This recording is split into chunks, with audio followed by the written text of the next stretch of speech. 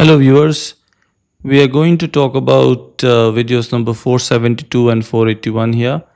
Now, I am quite ashamed to admit that I still don't think I figured out how to use OBS.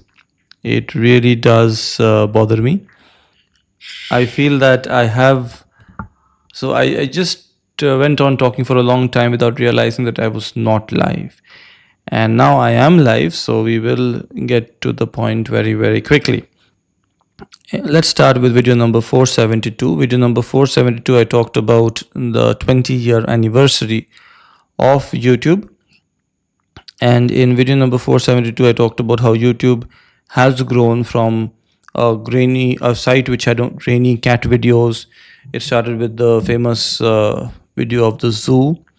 And YouTube was not always a giant streaming platform or a giant video sharing platform. YouTube had humble beginnings, and then it was acquired by Google, and then it became the behemoth that it is now, which is claiming to replace television, replace cinema, replace all kinds of entertainment. My first interaction with YouTube was in cyber cafes. Remember those things? So there is this concept of third places. First place refers to your home, second place refers to your work, and third place is the place you go to, which is neither work nor home. Now, for me, it was before I started working. So, for me, at that time, second place would be school. So, third place was somewhere which was neither school nor home. And for me, the favorite third place, at least towards my teenage days, was cyber cafe, where it was the only way to access the internet back then. Now, of course, you can access the internet on your handheld devices. It's hard to imagine that one had to pay 20 rupees for an hour of internet access back then, and we would happily pay that. And that was when I used to go on YouTube sometimes to watch some clips of some, I'm sure, not copyright friendly content. There are so many copyright rules that I try to never run afoul of. And I remember back then it was the Wild West when it came to YouTube. All the content I viewed was not original. So it was scenes from some movies, or fights between professional wrestlers, which used to be my favorite. I would always go back and watch those matches which I did not get a chance to watch on television. My favorite was the six-man Hell in a Cell match in Armageddon, featuring Kurt Angle, Stone Cold Steve Austin, Triple H, Rikishi, The Rock, and The Undertaker. But enough about that. In video number 473, I talked about Pancho Gonzalez. Pancho Gonzalez is the greatest tennis player you have never heard of. But I'm very happy to see that there are many videos on YouTube talking about Pancho Gonzalez and spreading awareness about this great American tennis player who dominated the sport of tennis, and nobody heard of him. Why? Because he was dominating the professional circuit, and this was the time before the Open era when professional tennis players were not allowed to compete in the best tennis tournaments. But that does not diminish the greatness of Pancho Gonzalez, who consistently defeated all of his contemporaries. In fact, the rules of tennis were changed more than once to curb the dominance of Pancho Gonzalez, but to no avail. He kept on dominating. In video number 474, I talk about the Shimla Agreement, which has been in the news because of recent events in South Asia. Shimla Agreement was the diplomatic agreement between India and Pakistan in 1972, and whether it was good for India, good for Pakistan, that's what we have discussed in a little bit of detail in video number 474. In video number 475, I talked about the levels of evidence. Now, I had already made another video about levels of evidence where I felt I had explained what the levels are. I felt I had simplified it, but I did not feel that I had made it easy for on a daily basis. I feel at the same time I am both the teacher and the student, because my students are brutal. They keep asking so many questions. So one has to be prepared to answer those questions also. That's that. So it's a situation which I am quite familiar with, playing the role of both the teacher and the student. In video number 476, I talked about Ron Dennis, who is the most successful team principal in the history of Formula One.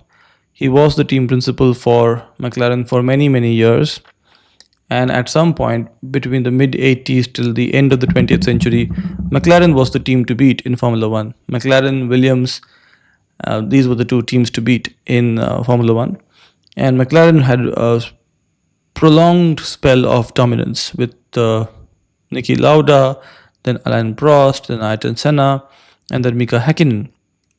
Then came the Schumacher years, then the two Alonso victories, then Kimi Raikkonen, then Lewis Hamilton in 2008 was the last McLaren driver to win the Drivers' World Championship for McLaren.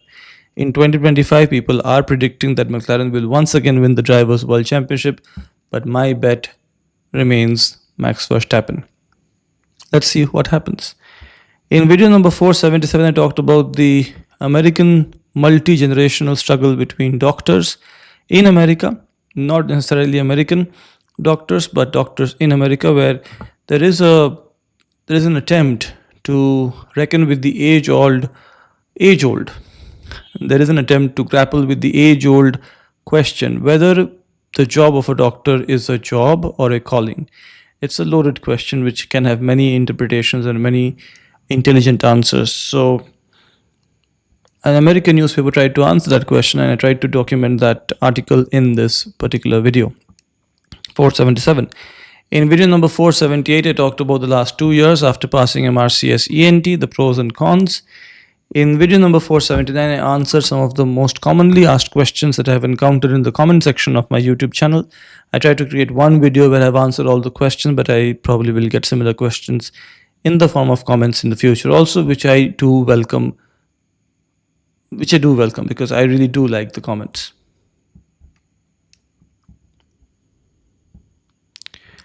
So next up after that, in video number about Lewis Hamilton, the Ferrari driver, Lewis Hamilton, of course, is a 7-time Formula One champion. He has joined Ferrari in 2025, and he has had a less than ideal beginning of his Ferrari career. In video number 481, I talked about how cats wake me up and wish me good morning almost every morning. In video number 482, I talked about Satyajit Ray, or Satyajit Ray as the Western world knows him, and two of his famous quotes which mean a lot and reflect a lot about what Satyajit Ray was as a person and as a professional. It was one day after Satyajit Ray's birthday on 2nd May. And I also want to talk about one more person, Warren Buffett, who I didn't meet, but I found him in an HBO documentary in 2019 when I was at my lowest. I feel that was the moment in my life when I really felt most listless, directionless, and I found Warren Buffett. Warren Buffett, there was an article recently in the Wall Street Journal which talks about the fact that there will be no future Warren Buffett. Warren Buffett is a person who will never be repeated. There will never be another Warren Buffett because of the person, the period in which he lived, and the package he created. So the person, Warren Buffett, is somebody who was able to make the ultimate sacrifice, as mentioned in the Wall Street Journal article. He sacrificed a normal social life. Warren Buffett accumulated incredible wealth, but he continued to live in Omaha, Nebraska. He could have bought any residential property in any big city in the world. He could even buy islands if he wanted to. But he stayed in Omaha, Nebraska, and he was obsessively focused on his work. And blessed with a memory, almost eidetic memory, Warren Buffett had an advantage over other people in the same domain. An advantage which now no longer exists because the world now has access to artificial intelligence. So people blessed with supernatural memory do not really have that competitive edge anymore. The other thing that was mentioned is Warren Buffett was lucky that he was born in the era that he was born in and in the place that he was born in. The fact that he is an American born in the 20th century, and he was active from I suppose he was born in 1930, but don't quote me on that. Yeah, he was born in 1930.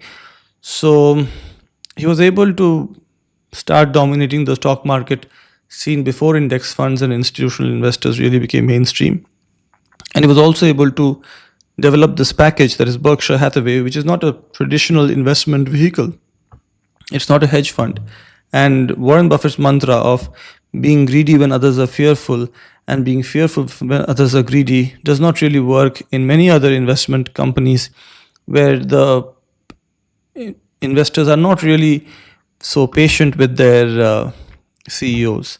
So the package that Warren Buffett was able to create with Berkshire Hathaway, that is also something which many fund managers will not be able to recreate. So that's the argument in the article, that Warren Buffett will never be seen again. A person like Warren Buffett will never be seen again. And I want to talk about Warren Buffett because in the recent Woodstock for Capitalists, for those who don't know what Woodstock is, Woodstock was a very famous rock concert in the 60s, if I have to put it in unenlightened terms. And Woodstock for Capitalists is the annual shareholder meeting of Berkshire Hathaway that's held in Omaha, Nebraska, which features Warren Buffett talking to shareholders, answering questions, and usually coming up with really insightful comments.